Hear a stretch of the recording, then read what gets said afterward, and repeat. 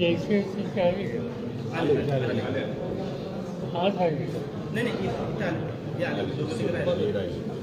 ते बोलत साहेब रोज साहेब आज 2 दिवसाच्या सोलापूर दौऱ्यावर आहात. खरं तर पंतप्रधान नरेंद्र मोदी हे काल सोलापूर येऊन गेले, आज आपण आहात. काय एकंदरीत सोलापूर दौऱ्याची एकता आहे. खरं तर विविध मेळावे देखील होणार आहेत. काय प्रयोजन आहे? मी तर माझ्या पक्षाच्या मेळाव्यासाठी आहे. कारण प्रधानमंत्री इथे होते आणि साहजिकच आम्हाला सगळ्यांना उत्सुक होतं की काय भूमिका घेतात, काय भूमिका मांडतात. या प्रकल्पाचं उद्घाटन त्यांनी केलं. माझ्या मते मी बातम्या सगळ्या वाचण्यात तुम्ही दिल्या. या प्रकल्पाचे 100% श्रेय हे अजन्मस्थ नाही आणि ते आजच नाही, अनेक वर्ष त्यांचा हा कार्यक्रम होता. पहिला टप्पा, दुसरा टप्पा, नवरा तिसरा टप्पा. आणि सामान्य माणसाला, विशेषतः कष्टकऱ्यांना, विधी कामगारांना स्वतःच्या मालकीचा निवारा हा देण्याच्यासाठी गेले अनेक वर्ष आरामासत हे सातत्यानं प्रयत्न करतो. आणि कालचा हा प्रकल्प हा त्यांच्या मेहनतीचा प्रकल्प. मला असं वाटतं की ठीक आहे, राजकारणामध्ये पक्ष वेगळे असतात, विचारधारा वेगळी असते, पण विधायक कामं काही वेगळी असते. हे विधायक काम असतं आणि विधायक काम करणाऱ्या व्यक्तीच्या संबंधी प्रधानमंत्री 4 शब्द जर चांगले बोलले असते, त्यांना प्रोत्साहित केलं असतं तर ते शोभून दिसतं. पण प्रत्येक ठिकाणी हे जागा कम्युनिस्टांचे आहेत, का उजव्या कम्युनिस्टांचे आहेत, आणखीन कोणतेही आहेत, असं जर तुम्ही मला ठेवलं तर विधायक काम करणाऱ्या लोकांना प्रोत्साहित करण्याची जी भूमिका हवी आहे तर ती या ठिकाणी बघायला मिळत नाही. आणि ही काही गोष्ट चांगली झाली. याच्याशिवाय एक गोष्ट चांगली झाली, हजारो लोक त्या ठिकाणी आले. साहजिकच आहे की समजा किती घरे, 10,000 कमी 15,000 घरे, एका घराचे 3 लोक जरी आले, कारण घर हा आयुष्याचा ठेवा आहे, त्यामुळे 3 किंवा 4 लोक झाले तरी 50,000-60,000 लोक हे त्या ठिकाणी होते. आणि त्यामुळे एवढे लोक जमले याचा अर्थ आमची लोकप्रियता आहे असं समजून जर कोणी भूमिका घेतली त्याची कितपत योग्य याचा विचार त्यांनीच करत. आणखी एक बातमी मला वाचायला लावली मिळाली की प्रधानमंत्री हा ब्राह्मणाचा आहे.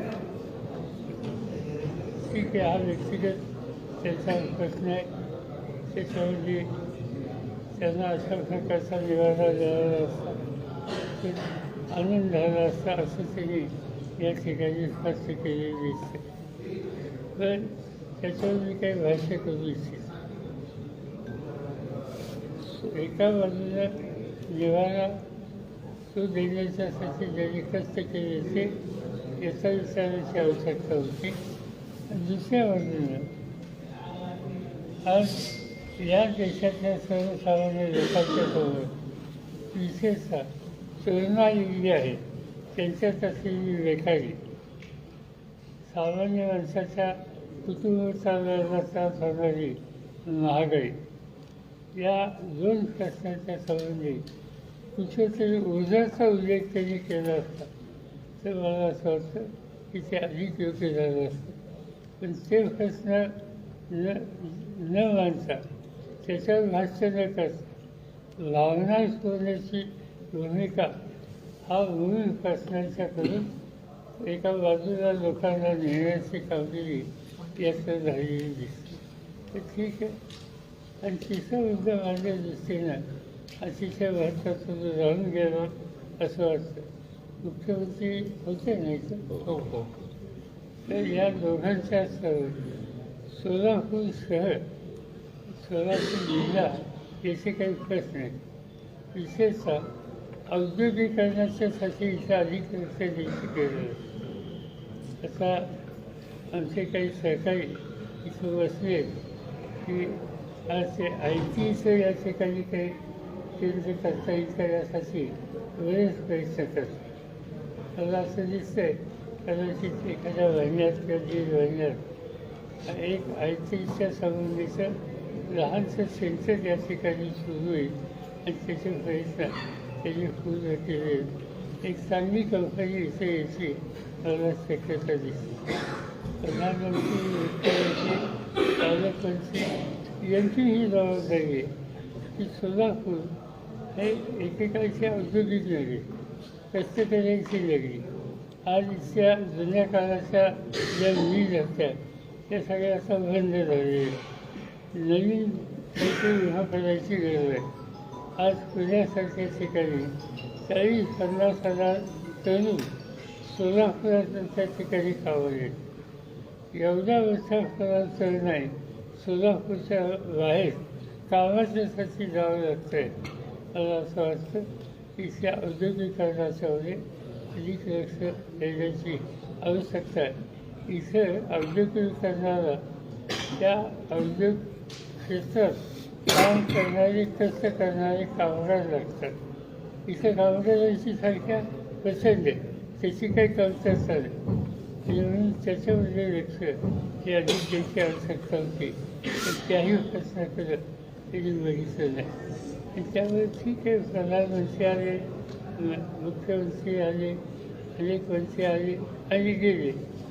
त्याचा इतर भल्याच्यासाठी फरकामध्ये काय पडलं याचा विचार केला तर त्याचं काही समाधानच चित्र या ठिकाणी दिसत.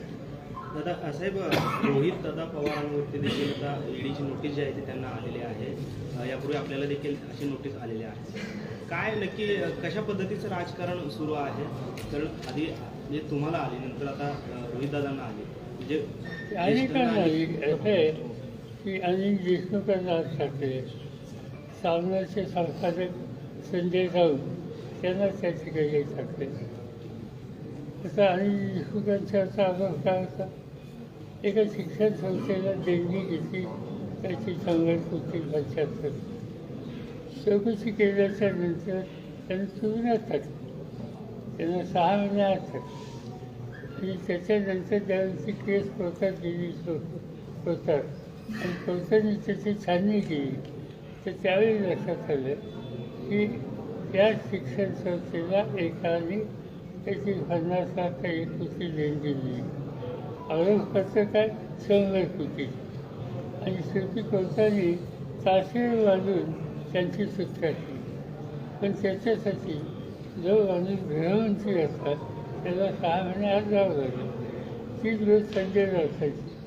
तुम्ही कोणी काही लिहिलं असेल तर त्याचा राग हा कुठं तरी कुणाचं तरी बांधकामात काहीतरी तुमचं लक्ष होतं असा एक आरोप करून त्यांना त्या ठिकाणी असतात. अशी कितीतरी उदाहरणं आहेत की आज ही ईडीचा वापर ही या सरकारचे हे हत्यार विरोधकांच्या संदर्भात वापरायचं कायमचे दिसतं. मला ते नोटीस ज्यावेळेला नोटीस दिली तर जास्त येतो. आपल्याला सगळे हात जोडून काही घेऊन जातात आणि नंतर काय झालं माहिती आहे. अशा अनेकांना नोटीस दिली. तुम्ही हल्ली दर आठवड्याला एखादी तरी बातमी छापा की परवा विचारले नावाचे एक आमदार कोकणाचे त्यांच्याकडे घेतात. आणि याचा अर्थ एकच आहे की सत्तेचा पुरेपूर गैरवापर करून त्यांच्या विचाराशी सहमत नसलेल्या घटकांना ज्ञानाच्या माध्यमानं नाउमेद करायचं, दहशत निर्माण करायची हा आत्ताच्या या सत्ताधारी पक्षाचा कार्यक्रम. आणि त्याच्यातूनच जी काही नोटीस आली असेल ती नोटीस शासनात आली दुसरं कायदे आणि त्याची काही चिंता. पुढची भूमिका कशा पद्धतीने सामोरं जाणार आहे पक्ष म्हणून रोहित दादा? प्रश्न एकट्या रोहित दादांचा नाही, सगळ्यांचा आहे की ज्यांचे रोहित दादांचा नक्की आहे, पण त्याच्यावर इतरांचाही आहे. आणि याच्यासाठी शेवटी कोर्टात लढणं, वास्तव चित्र मांडणं ही भूमिका आमच्याकडनं केली जाईल आणि जाते. साहेब खरं तर पूर्वी ईडी हे ग्रामीण भागात फारसं माहीत नव्हतं, शहरी भागातही माहीत नव्हतं. मात्र आता ग्रामीण भागातल्या लहान मुलांना देखील ईडीचा धाक लहान मुलं एकमेकांना ईडीचा धाक दाखवत आहेत. अगदी एक तालुक्याच्या नेत्यांपासून ते राष्ट्रीय नेत्यांपर्यंत ईडीचे नोटिसांचं सत्र सुरू आहे. अभिजित दादांना पण वेगळ्या पद्धतीने गुन्हा दाखल करण्यात आलेला आहे. तेव्हा सांगितलं ना की या आयुधाचा सवन राजकीयदृष्ट्या विधिवत मानणाऱ्यांना नावमेद करणं, तिचं दहशत निर्माण करणं, याच्यासाठी हा वापर करणं हा कार्यक्रम चालतो. याच्या आधी सरकार होती, त्याच्या काळात नरसिंगरावच्या काळात मी त्यांच्या विसरणार होतो. आम्हाला कधी ईडी माहीत नसतं. त्यानंतरच्या काळाची जबाबदारी देवेगौडाचं बघितलं, गुजरातचं बघितलं. या कुणाच्याही कालखंडामध्ये हे चित्र नव्हतं, मनमोहन सिंगाचं नव्हतं. आज सातत्यानं एकच फक्त सत्य आल्याच्या नंतर या आयुधांचा वापर करतं. शेवटी लोकांच्यातच जावं लागेल आणि या प्रवृत्तीला विरोध करावा. साहेब, इंडिया आघाडीचं लोकसभा निवडणुकीसंदर्भात तिकीट वाटपाचं सूत्र कसं असेल राज्यातलं? साधारणतः असं आहे की आम्ही एक कमिटी केली. त्या कमिटीमध्ये राष्ट्रवादी काँग्रेसकडनं जयंत पाटील आणि आपले